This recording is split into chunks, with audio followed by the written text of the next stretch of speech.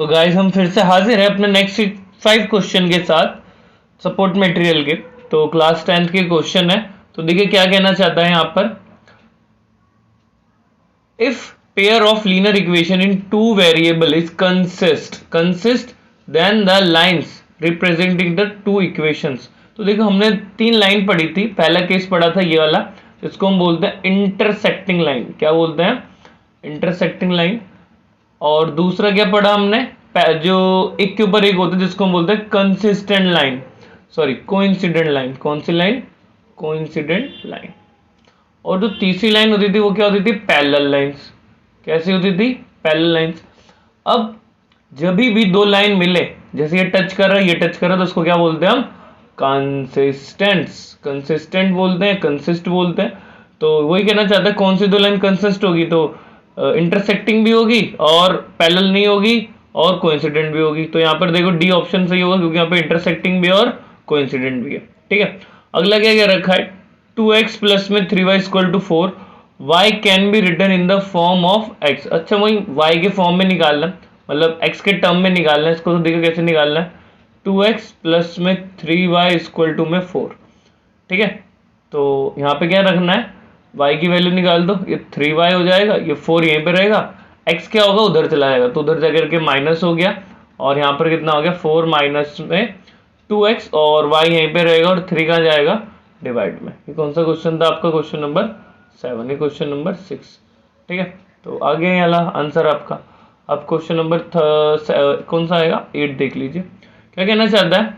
One of the common solution, एक common solution देख कहाँ पर है? वाई एक्सिस पे। अब वाई एक्सिस पे अगर है तो आपको पता है ए एक्स प्लस में बी वाई इक्वल टू में सी। और अगर वाई एक्सिस पे कोई लाइन होती है, जैसे कि हमारी नंबर लाइन है और यहाँ पर कोई लाइन है, अगर यहाँ पर कोई पॉइंट होगी, जैसे कि कितना है 1 है, कितना है 1, तो यहाँ पर क्या होगा, जो x होगा 1 होगा और y कितना होगा 0, है ना। तो अगर हमें x नहीं पता तो हम यहाँ पे x लिखेंगे। तो सेम यहाँ पर क्या दे रखा है, y की वैल्यू कितनी आएगी, सॉरी मैंने उल्टा लिख दिया यहाँ पर। अगर ये y है, क्या है y, तो यहाँ पे y की वैल्यू कितनी होगी 1 होगी और x की वैल्यू कितनी होगी 0, तो y की वैल्यू कितनी होगी। वैसे मान लो यहाँ पर x है, x एक्सिस पे कोई टच कर रहा है तो x की कोई वैल्यू होगी, जैसे लाइक मान लो 2 है और y कितना होगा 0। तो सेम यहाँ पर क्या बोल रखा है, y एक्सिस पे, तो y एक्सिस पे तो x की वैल्यू कितनी होगी 0 होगी।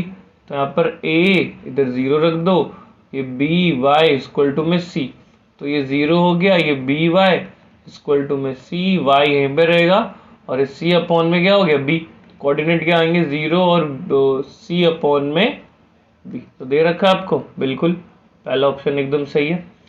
अगला देखिए क्या है, 9th क्वेश्चन देखिए क्या है। 9th में क्या दे रखा है, ए एक्स प्लस में वी वाई इक्वल टू में c, l m l x m y equal to n has unique solution. Unique solution क्या होता है हमारा, ए वन अपॉन में a two, b one upon में b two not equal to होता है, और हमारा c one upon c two तो लेते ही नहीं है, तो लिए लो ही मत आप। ए वन दे रखा है ए टू कितना दे रखा है यहाँ से एल, इक्वल टू में नॉट इक्वल का निशान होगा, सॉरी, बी वन कितना दे रखा है बी, एंड बी टू कितना दे रखा है आपको, बी टू दे रखा है एम। तो यहाँ पे क्रॉस मल्टीपल करो तो यहाँ पे निकालना क्या है, अच्छा ऐसे ही दे रखा है इन्होंने, तो ये ए एम हो गया इक्वल टू में एल बी हो गया। तो देखिए पहला वाला ये एकदम ठीक है, समझ आ गई बात। अब जो 10th क्वेश्चन है इसको थोड़ा सा ध्यान से देखिए, कम से कम 3 से 4 मार्क्स के अंदर आएगा ये आपका।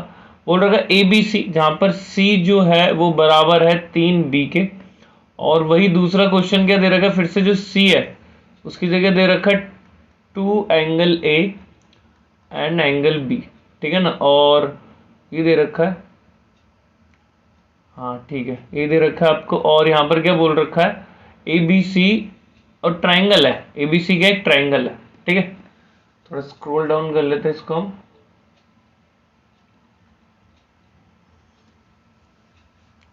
दिख गया आपको ये, ठीक है ना। तो यहाँ से देखिए हम क्या कर सकते हैं, हमें पता है एंगल ए, पहले इसको सॉल्व कर लो थोड़ा, इसको लिख सकता हूँ एंगल 2 और एंगल बी, 2a और 2b लिख सकते हैं, ठीक है। और आपको एक बात पता है, एंगल ए बराबर में एंगल बी बराबर में एंगल सी इक्वल टू में 180 होगा, एंगल सम प्रॉपर्टी से, है ना, एंगल सम प्रॉपर्टी, त्रिभुज के तीनों कोनों का योग भी लिख सकते हैं आप, ठीक है। तो देखिए हमें क्या निकालना है, इन तीनों की वैल्यू निकालनी है, ए बी और सी की वैल्यू निकालनी है। ठीक है, तो यहाँ पर हम क्या रख सकते हैं, मैं सी की जगह पे क्या रख सकता हूँ, बी रख दूँ, 3 बी रख दूँ। तो यहाँ पे लिख दिया मैंने, सी की जगह पे क्या रख दिया, 3 और एंगल में बी। ठीक है, अब मैं यहाँ पर फिर से बी को मैं बी रख देता हूँ, क्या रख देता हूँ, बी को बी। और यहाँ पर कितना आ रहा है,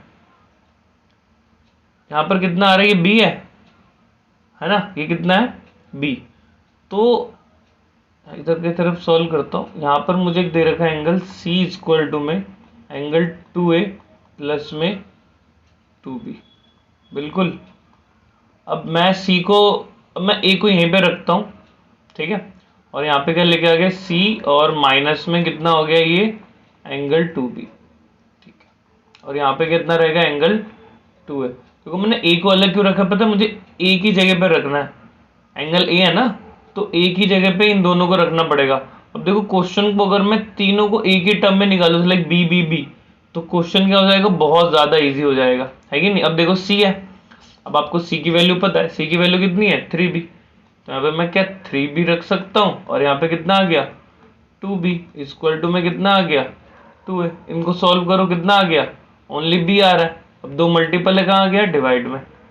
अब देखो मैंने इसको क्यों करा, आपको समझ आ गया होगा, मैंने इसको इसलिए करा है ताकि यहाँ पर मैं सबको, ए को भी बी के रिस्पेक्ट में निकाल सकूं, बी को तो बी के रिस्पेक्ट में लिखूंगा, और सी तो आपको दे ही रखा है यहाँ पर। ठीक है ना, तो देखो यहाँ पे फिर से मैं समझा देता हूँ, एंगल सी इक्वल टू में 2A और 2B है, तो यहाँ पे सी का सी रहा, बी को उठा करके इधर लेके आ गया मैं, और एंगल ए इधर ही रहा, है ना, 2A इधर ही है। तो सी की जगह इतना लिख दिया 3B, क्योंकि यहाँ पर आपको गिवन में दे रखा है 3B है, और 3B से 2B गए तो B आ गया, और 2 मल्टीपल है तो डिवाइड में आ गया। ठीक है, तो यहाँ पे कितना आ गया, 180। अब इन सबका एक बार LCM ले लीजिए, तो यहाँ पे 2 आ गया। अब देखो यहाँ पर कितना है, 1 है, तो यहाँ पे भी कितना है, 1 है। तो बेस सेम करने के लिए 2 से मल्टीपल, तो 2 से, तो यहाँ पे भी बेस सेम करने के लिए 2 से, तो यहाँ पे भी 2 से। तो ऊपर कितना हो गया आपके पास, ये B हो जाएगा, और सॉरी एंगल बनाना है, मैंने वो बना दिया रूट, तो यहाँ पे कितना हो जाएगा, 2B हो जाएगा, और ये 2 को 3 से करूँगा तो कितना आ जाएगा, 6B इक्वल टू में 180। ठीक है, और अब यहाँ पर क्या करना पड़ेगा हमको, 1B 2B और 6B, तो 8B और एक 9B हो गए, 9 और ये B और ये 180।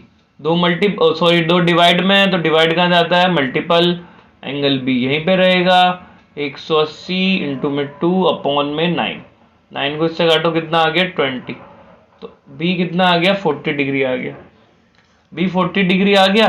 तो देखो C निकल सकता है ऐसे, C इक्वल टू में 3 एंगल B, तो B कितना आ गया आपके पास, 40, तो देखो कितना आ गया, 120। तो B 40 है और C 120 है, तो B 40 और 120 का होगा, देखो B 40 और ये 120, तो एक बार A भी निकाल ही लेते हैं। देखो हमने यहाँ पर A निकाला, ये रहा, तो मैं लिख देता हूँ एंगल A इक्वल टू में एंगल B अपॉन में 2। तो B कितना आ रहा है आपके पास, B है 40 और अपॉन में 2, तो आ गया 20। तो A आ गया, B आ गया और C आ गया, तो ऑप्शन कौन सा सही है आपके पास, B। आई होप आपको क्वेश्चन बहुत अच्छे से समझ आए होंगे, तो मिलते हैं नेक्स्ट वीडियो।